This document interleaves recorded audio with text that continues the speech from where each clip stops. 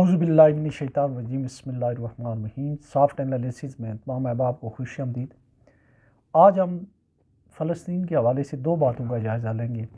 ایک تو یہ کہ اسرائیل کی بربریت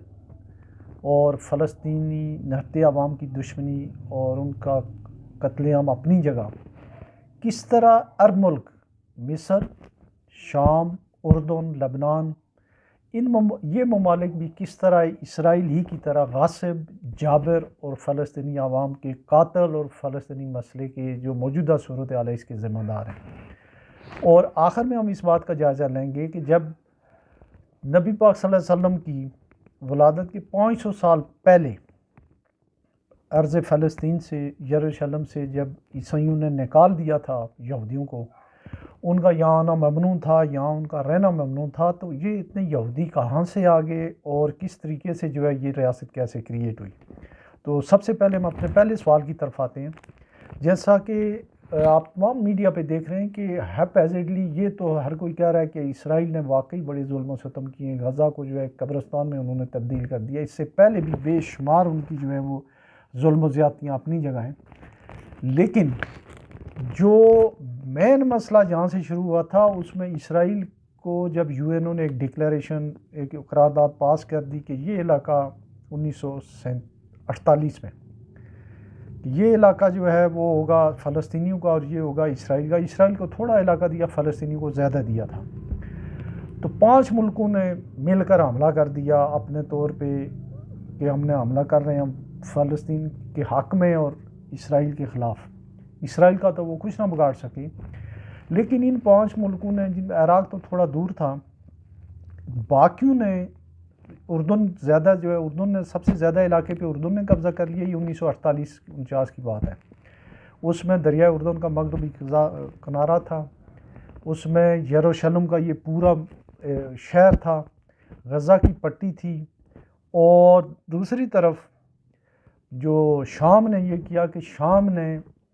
گولان ہائٹس پہ اور جو سمندر والی جو سائٹ تھی، جو جس کو آپ کہہ سکتے ہیں جو بندرگاہ والا علاقہ تھا، اس پہ انہوں نے قبضہ کر لیا۔ صحرائے سینا پہ مصر نے کر لیا،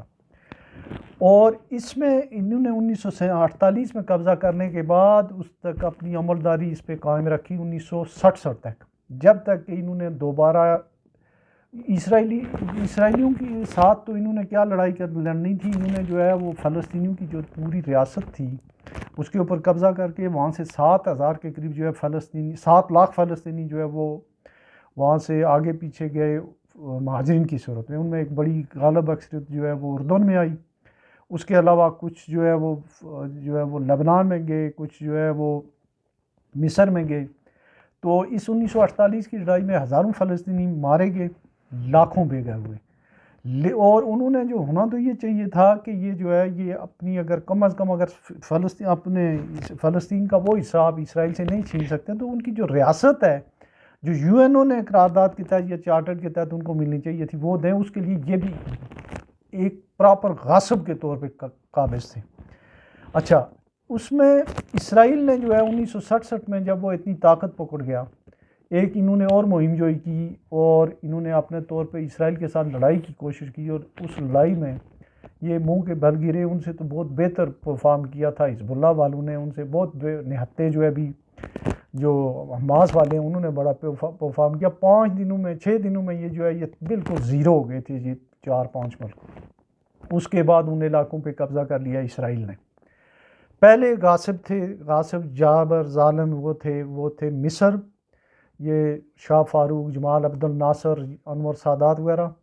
اسی کے ساتھ ساتھ جو ہے حافظ الاسد اور شاہ اردن جو ہے یہ تھے، اور انہوں نے آگے میں یہ بھی بیان کروں گا کہ انہوں نے کتنے قتل عام کیا انہوں نے فلسطینیوں کا۔ اس وقت اگر یہ کر دیتے کہ فلسطین کی ریاست کا جو حصہ انہیں دیا گیا تھا ایک ملک بنا کے اس کو تسلیم کر لیتے تو میرا خیال ہے کہ فلسطینی اتنے دربدر نہیں ہونے تھے اور ان کے اوپر اتنا ظلم و ستم نہیں ہونا تھا۔ پھر 67 میں یہ جگہ یہ لوز کر گئے۔ اس کے بعد 1970 میں ایسے ہوا کہ فلسطینی جو فدائین تھے وہ حملے کر رہے تھے اسرائیل پہ، اور یہ شاہ حسین نے ان کے خلاف ایک کارروائی کی، اور اس کارروائی کو لیڈ کیا ہمارے جو جنرل ضیاء الحق تھے، یہ اس وقت وہاں بریگیڈیئر تھے، جنرل بریگیڈیئر ضیاء الحق، اور ایک کمانڈور خاقان عباسی، یہ شاہد خاقان کے والد، تو اس میں تقریباً جو ہے وہ کوئی 3 سے 3,500 فلسطینی جو ہے یہ شہید ہوئے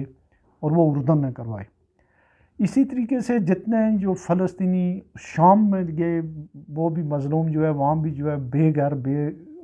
بے کس ہی رہے، مصر میں بھی ایسے ہی رہے۔ پھر جو لبنان میں گئے، لبنان بھی جو ہے چونکہ ایک عرب ملک تھا، وہاں جو ہے 1982 میں ایک بہت ہی خوش تو خون ہوا، اور وہ بہت مشہور واقعہ ہے صابرہ اور شتیلہ کا، جہاں پہ 3,500 نہتے فلسطینیوں کو شہید کیا گیا، اور وہ جو وہاں کی عیسائی ملیشیا تھی جس کو فلنگی ملیشیا کہتے تھے، وہ جو ہے انہوں نے وہ کیا، اور اس کے اوپر بھی جو ہے وہ فلسطینیوں کا خون بہہ گیا۔ لیکن اس پورے جو آج کل کی جو ڈیبیٹ ہے اس میں اچھا مصر ابھی تک ایز آن ڈیٹ مصر جو ہے اس علاقے پہ قابض ہے جو فلسطینیوں کا ہے،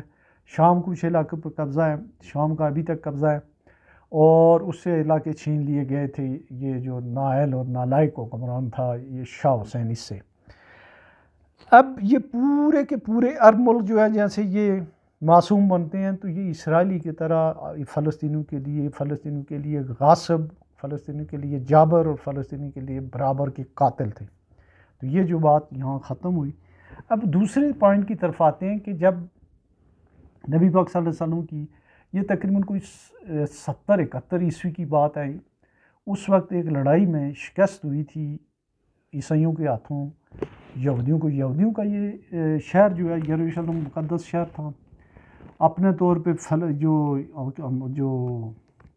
عیسائی تھے ان کا بھی تھا، تو عیسائیوں نے انہیں یہاں سے نکال کے ان پہ پکی پابندی لگا دی تھی کہ وہ نہ یا اس علاقے میں آ سکتے ہیں، نہ اس شہر میں آ سکتے ہیں، نہ فلسطین میں وہ رہائش اختیار کر سکتے ہیں۔ تو پھر وہ پوری دنیا میں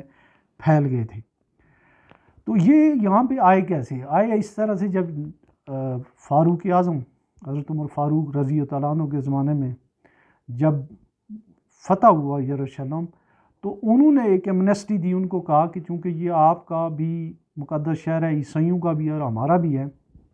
تو آپ یہاں آ سکتے ہیں، زیارت کے لیے آ سکتے ہیں، لیکن اس علاقے میں آپ رہ نہیں سکتے ہیں، آپ سکونت نہیں اختیار کر سکتے ہیں۔ وہ پرانی ایک شک جو ہے انہوں نے باہر رکھی۔ تو پھر یہ کیسے آئے؟ تو یہ جو نبی حضرت عمر فاروق کے زمانے سے لے کے فتح یروشلم سے لے کے 1917 تک، جب عثمانیوں کے زمانے تک یہ یہودیوں پہ پابندی رہی کہ وہ وہاں پہ رہ نہیں سکتے تھے اس فلسطین کے پورے علاقے میں۔ جب عثمانیوں کو شکست ہوئی، فلسطین کا علاقہ، شام اور بے شمار علاقے جو ہیں یہ برطانیہ کے قبضے میں آئے، تو برطانیہ نے، چونکہ برطانیہ، امریکہ، رشیا، ان علاقوں میں بہت زیادہ یہودی تھے، اور 1917 میں ہی جو ہے وہ بلفور والی جو ڈکلیریشن بھی آ گیا تھا علیحدہ ریاست کے لیے۔ تو برطانیہ کی چونکہ قانونی تھی، تو انہوں نے اس کے ارینجمنٹس کیے۔ وہاں پہ 2 طرح سے یہودی آئے، ایک تو یہ آئے کہ برطانیہ والوں نے کچھ نہ کچھ جو صحرا اور جگہ انہیں الاٹ کی، دوسرا یہ ہوا کہ چونکہ یہودیوں کے پاس ہمیشہ پیسے بہت تھے، تو انہوں نے علاقے خریدے بھی، جو علاقے خریدے، کچھ الاٹمنٹس تھیں۔ تو جو موجودہ اسرائیل ہے اس کا کوئی آپ کہہ سکتے ہیں کہ 1/4 یا 1/5 تقریباً جو علاقہ ہے اس کے اوپر ایک جو ہے 1948 میں برطانیہ نے جو ہے وہ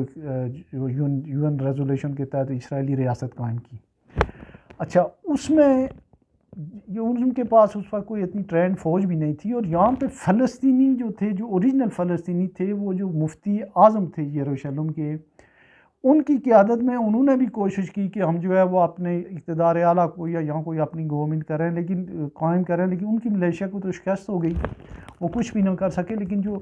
دوسری عرب